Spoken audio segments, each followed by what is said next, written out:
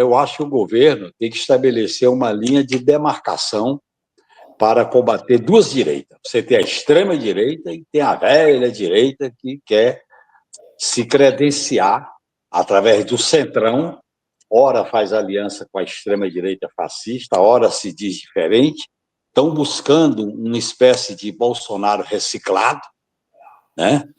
Por isso que eles estão doidos para buscar um desses governadores aí para ser candidato.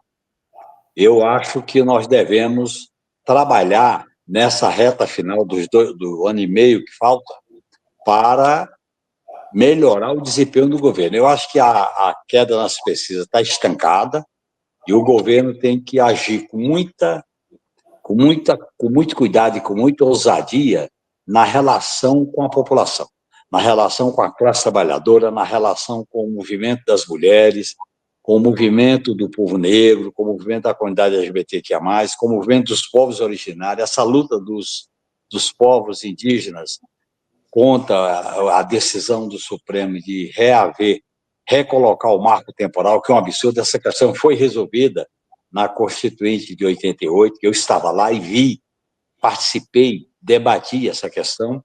Então, eu acho que são esses temas, vinculando com a questão da segurança pública, o fim da jornada 6x1, a questão da taxação dos super ricos, isto é, quem tem um rendimento mensal acima de 50 mil, e a isenção até 5 mil para a classe trabalhadora, são bandeiras importantes da mobilização popular. Eu espero que a gente realize um 1º de maio significativo, representativo, e se as ruas não forem disputadas pela esquerda, elas não podem ser território para a extrema-direita fascista. Nem aqui, nem na Argentina, nem no Equador, nem nos Estados Unidos. E é importante que, diante dessa crise que o mundo atravessa e que se reflete muito aqui, uma expressão disso é o tarifaço, nós devemos ter uma postura mais contundente, mais certeira na definição de uma política externa ativa e altiva. Pois é, nesse sentido, o senhor acredita que esse reconhecimento imediato, né, da vitória do Noboa no Equador, uma vitória tão questionada, né, inclusive governos progressistas não reconheceram, estou pensando no México, por exemplo, estou pensando na Colômbia, né, e, no entanto, o Brasil reconheceu assim, quase que de imediato, e com evidências que houve fraude, uma eleição sob estado de sítio. O que isso significa dentro desse contexto de uma política externa altiva e ativa? Significa uma moderação muito grande da política externa do Lula 3, que é à direita do que foi a política externa do Lula 1 e 2. Aí tem um problema, como você colocou muito bem, a pressa em reconhecer a eleição do direitista Noboa no Equador. E, veja bem, um peso diferente adotado no caso da Venezuela. Quer dizer, teve um debate sobre a eleição na Venezuela e o governo brasileiro acabou exigindo actas, etc. Depois adotou uma posição equivocada em relação a vetar o ingresso da Venezuela nos BRICS.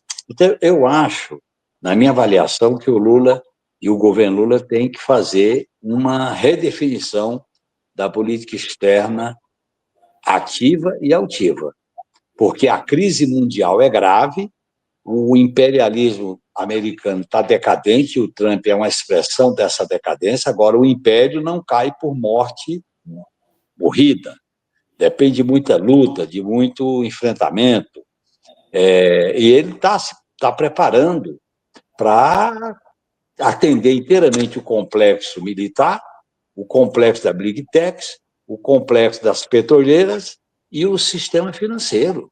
É tanto que quando os interesses das petroleiras aparecerem em jogo, a questão, por exemplo, das Big Techs na relação com a China, ele acabou se dobrando e fazendo revisão naquela política arrogante, aquela política atrapalhada, aquela política de ser policial do mundo.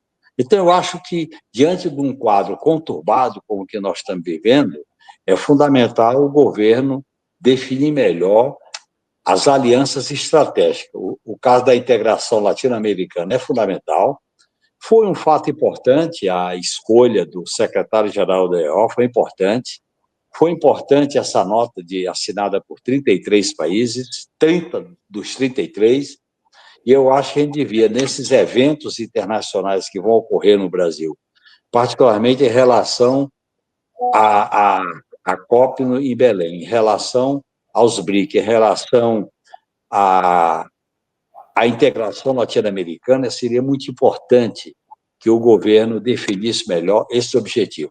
Não se trata de fazer política externa com bravata, nem romper relações com os Estados Unidos, nem com a Comunidade Econômica Europeia, mas o governo deve deixar bem claro as alianças, os parceiros e como enfrentar essa questão.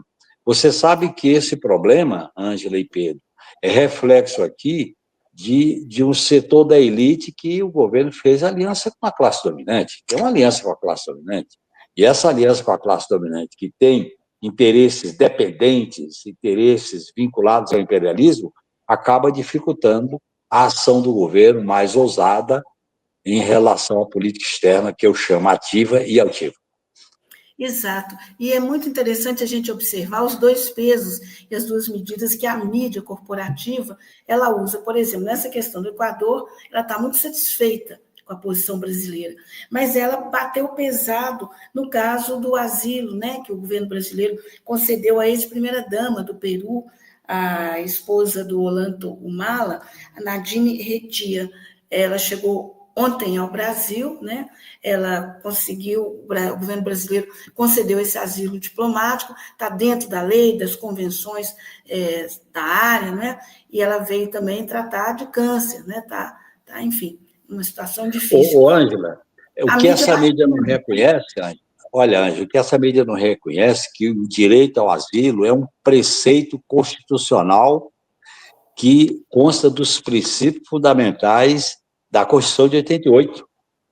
Tem os princípios fundamentais do artigo 1, 2, 3 e 4, e o asilo é um direito fundamental escrito nos princípios fundamentais da Constituição brasileira.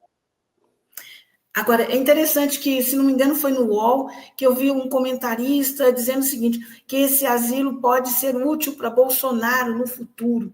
O senhor vê alguma possibilidade de Bolsonaro se valer desse tipo de coisa? E que não país tem nada a ver. Isso não tem nada a ver. É que esse segmento, esses comentaristas buscam tudo levar para normalizar o que o Bolsonaro fez de mal, de negativo. Estão normalizando o fascismo, né, Genuíno? Com o país. Como? Estão normalizando o fascismo, né? Eles querem normalizar o fascismo. Esse que é o grande problema. Então, eles começam a comparar coisas que não podem ser comparadas, eles começam a normalizar a barbárie, eles começam a achar que é um problema de escolha política, faz as comparações para normalizar o fascismo, como diz o Pedro Zambada. Agora, é muito interessante a gente observar de novo nessa mídia, para ela, o Maduro é ditador, mas o Trump é um democrata. Como assim, né? Como assim, né, deputado? E aí eu peço... E essa mídia, Ângela, que comprou a versão do imperialismo americano e do governo de Netanyahu, do governo de Israel, sobre o genocídio contra o povo palestino. O que acontece na faixa de Gaza e na Cisjordânia é uma coisa que coloca em risco o futuro para onde a humanidade caminha.